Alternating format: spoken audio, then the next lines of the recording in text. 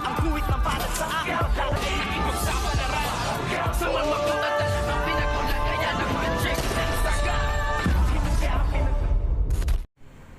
Good morning and welcome sa aking munting channel. Muling nagbabalik ngayon itong ang si Tanggol sa Quiapo na talagang kakaibang tanggol at talagang titingilain na siya bilang bagong tanggol ngayon na isa na sa pinakamayaman at makapangyarihan din dahil nga sa kanyang mga bagong negosyo. At dito nga ang ginawa ni Tanggol sa kanyang pagbabalik nga sa Quiapo ay nagpamigay ito ng mga konting tulong para sa kanyang mga dating kasamahan sa Quiapo at ang kanyang mga kababayan dun nga sa Quiapo. At ngayon ay naisipan nga itong si Tanggol na dalawin ang kanyang Nanay Marites at inabutan niya nga ito ng salapi. Ngunit hindi nga ito tinanggap ni Aling Marites, abagkos ang ginawa nga ay inihagis pa sa kanyang harapan or sa pamumukha ni Tanggol ang perang iniabot kay Aling Marites, na ang buong akala niya kasi si Tanggol ay nasa pangangalaga na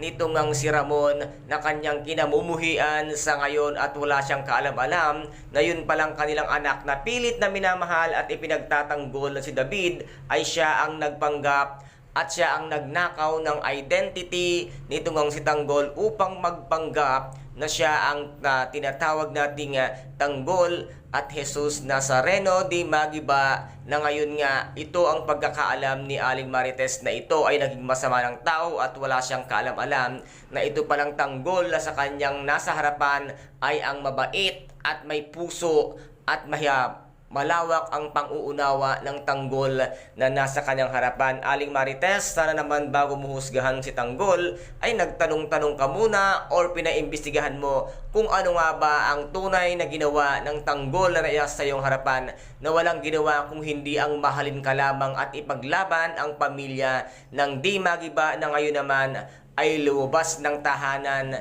itong ang si Tanggol na masama ang kanyang loob dahil nga sa ginawa ni Aling Marites, na wala namang kaalam-alam itong si Tanggol kung saan nang gagaling ang kanyang ang galit ng kanyang Nanay Marites. Kaya guys, ito po ang ating pakaabangan dito nga sa tinaguriang pambansang teleserye FPJ ang Batang Quiapo. At kung nagustuhan po ninyo ang aking videos for today, paki-subscribe na lamang po ng aking channel, paki-like and share para maging update kayo sa lahat ng gagawin kong videos. Maraming salamat po. Ingat, God bless and bye-bye.